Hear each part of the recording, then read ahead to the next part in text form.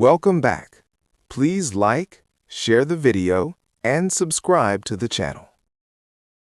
Welcome to today's discussion on digital security. I am Alex. And I am Jamie.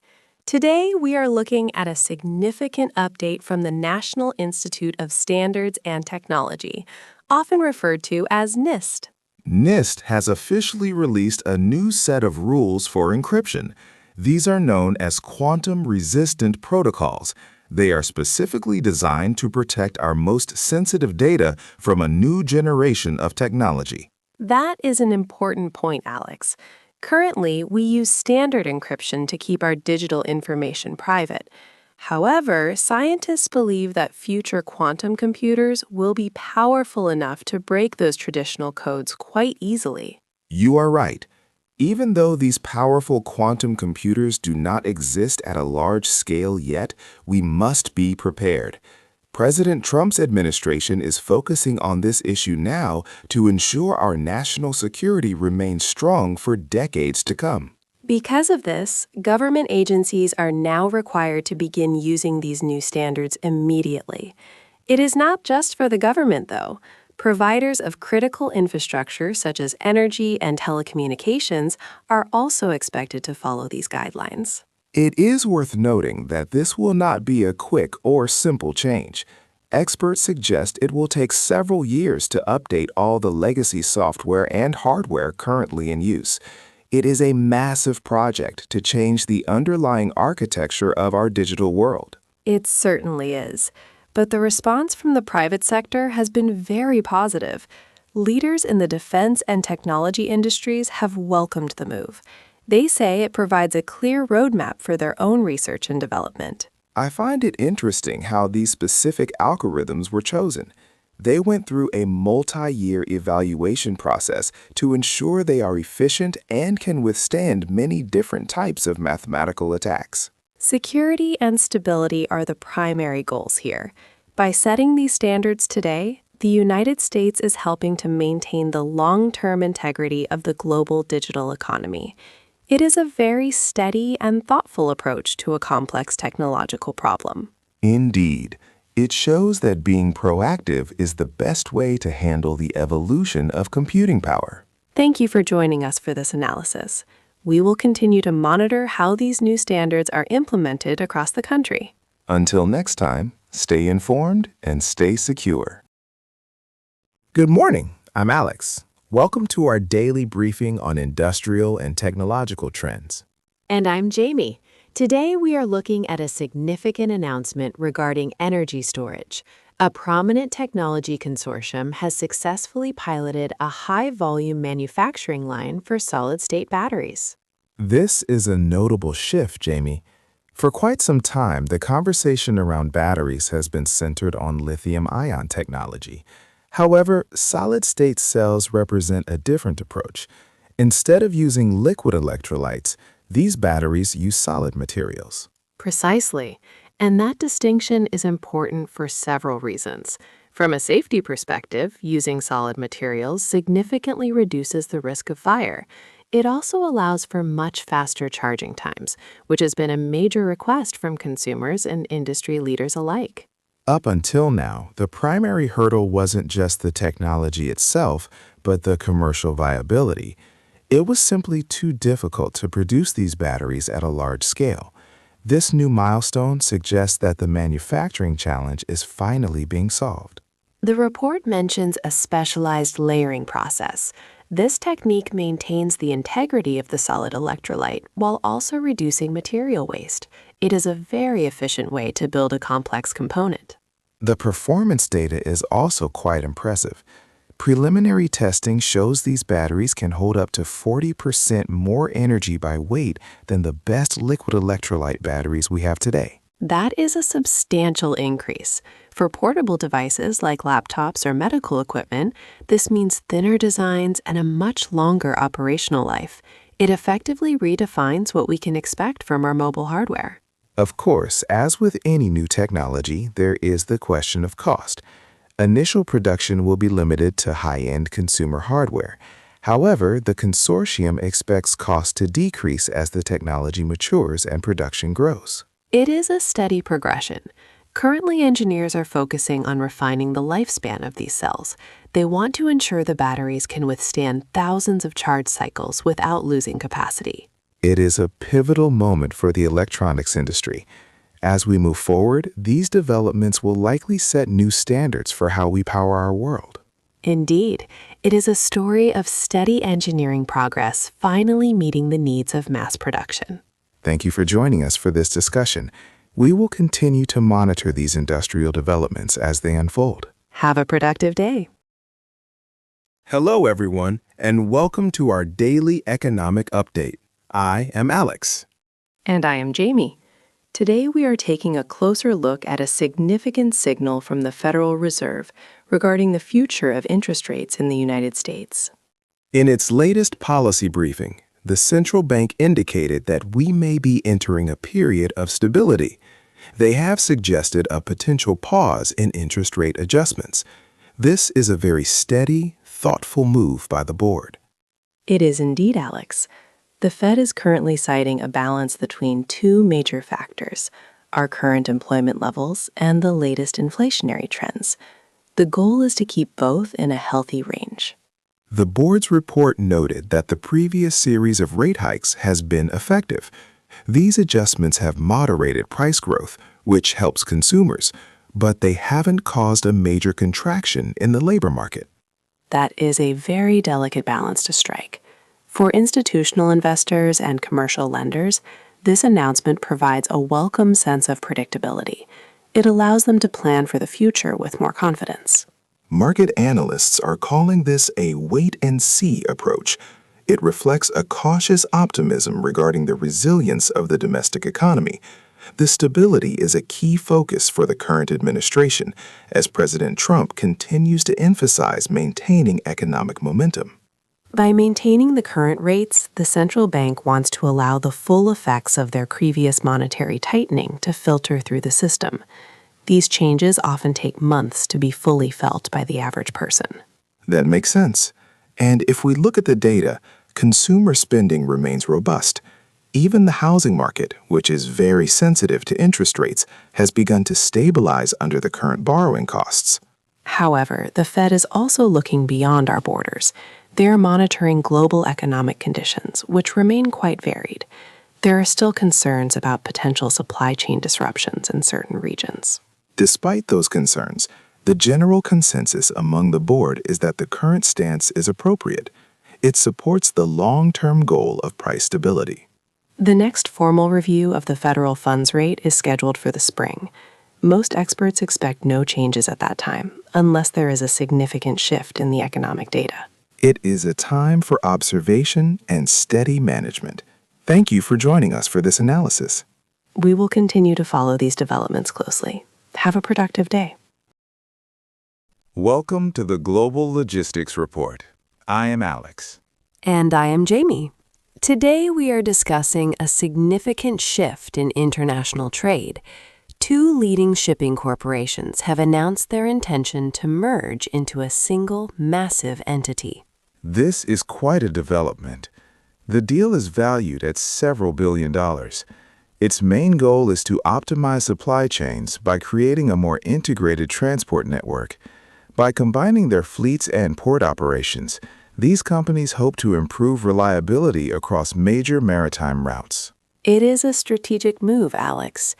In recent years, we have seen the logistics industry face increasing pressure to modernize. This merger isn't just about physical size, it is about digital transformation.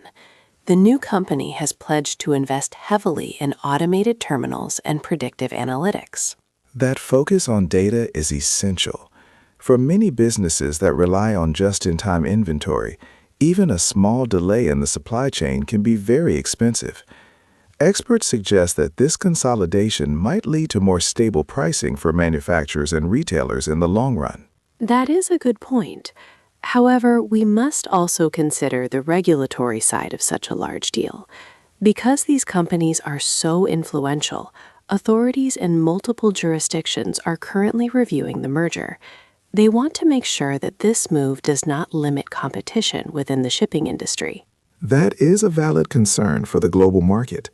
But the companies involved argue that this consolidation is necessary. They need to stay competitive against rising regional players. They also pointed out that modern, sustainable shipping practices require a level of investment that only a large, unified entity can provide.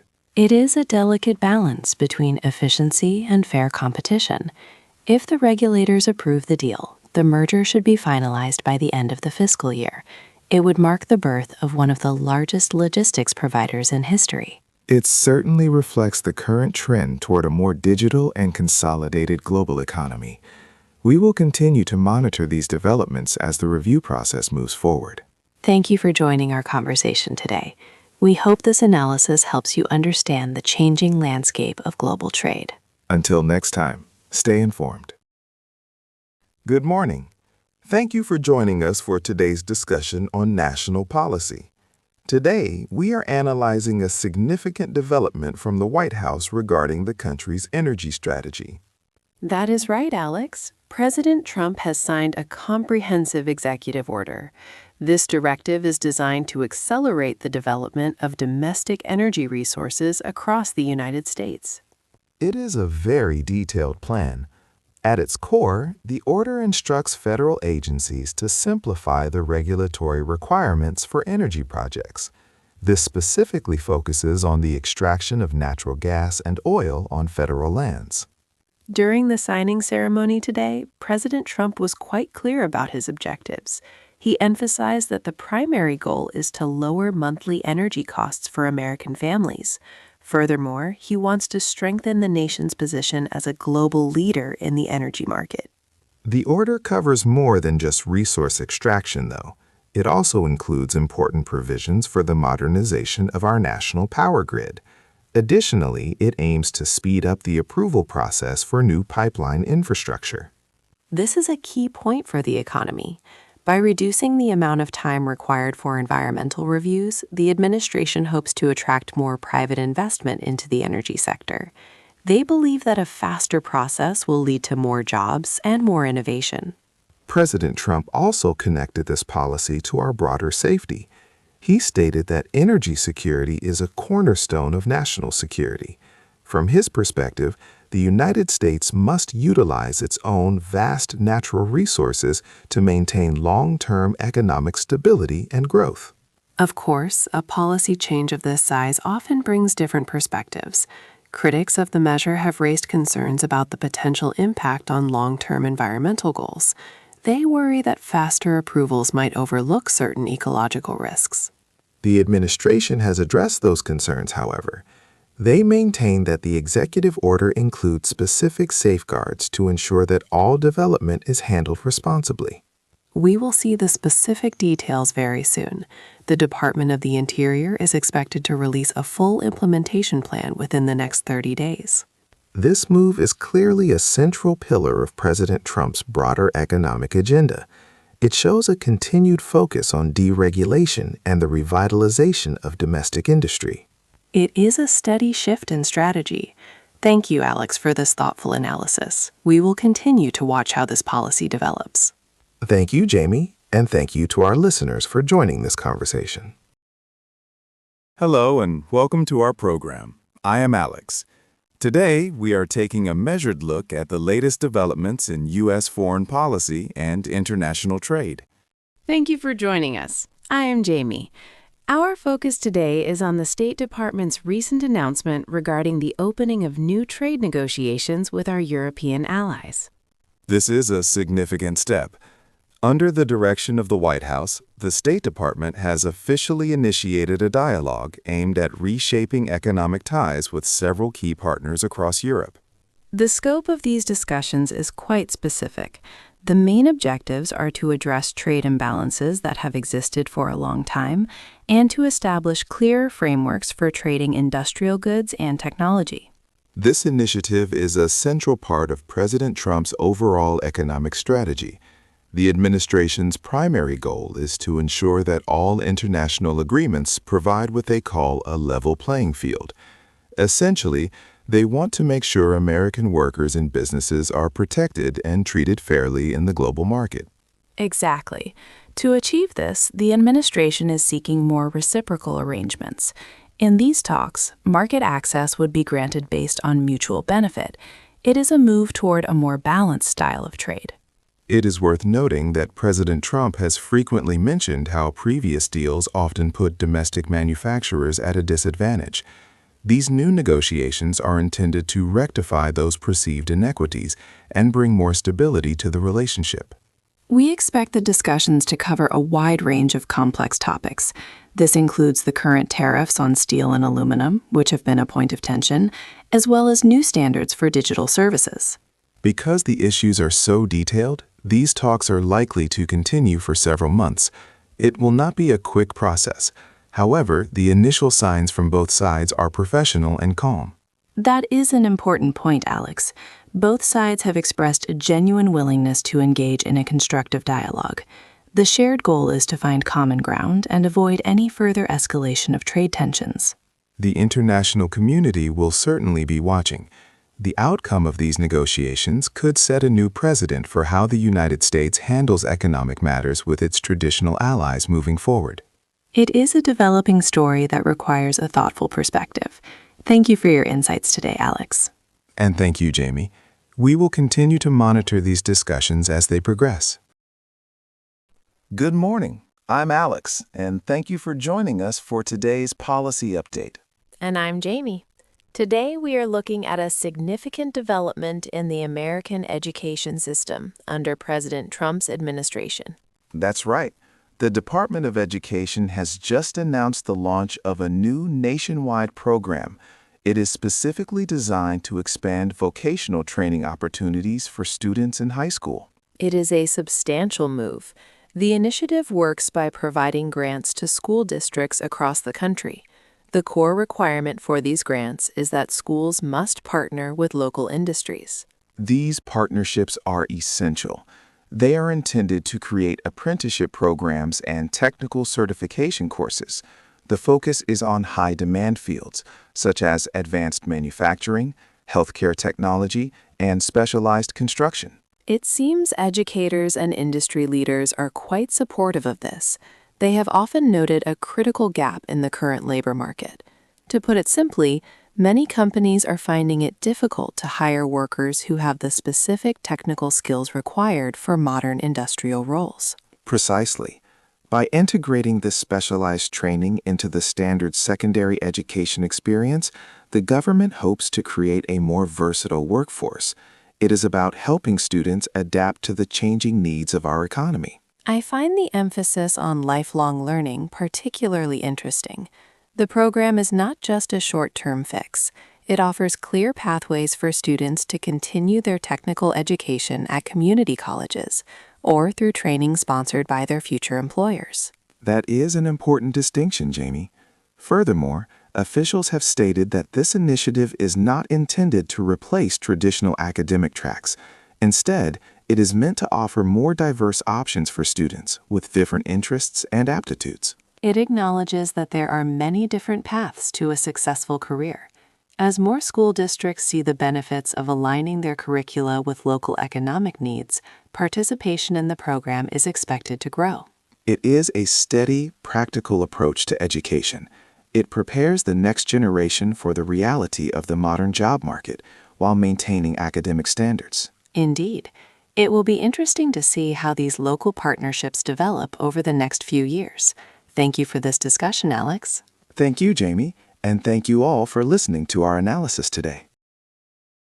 Good morning. Welcome to our daily policy briefing. I'm Alex. And I'm Jamie. Today we are looking closely at a new report from the Census Bureau. It highlights a significant change in where Americans are choosing to call home. This data shows that for the third consecutive year, mid-sized cities in the Midwest are growing. People are moving away from high-cost coastal centers and heading inland. It is a very steady trend, Alex. When we look at the report, the reasons are clear. Many families are searching for lower housing costs and shorter commute times. That is a primary factor. In many of these Midwestern cities, the quality of life is improving. People can afford a larger home, and they spend less time sitting in traffic. We should mention specific examples. Cities like Indianapolis, Columbus, and Des Moines are leading this growth. These cities have worked hard to revitalize their downtown areas. That's right. They are building more public amenities like parks and cultural centers.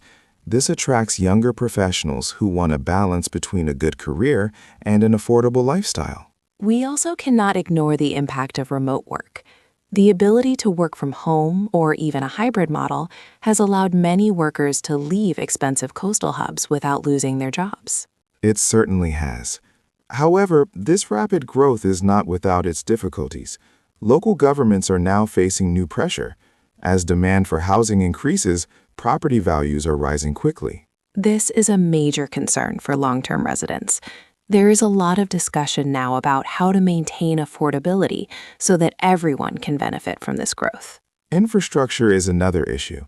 Many of these cities were not originally designed for such a large influx of people.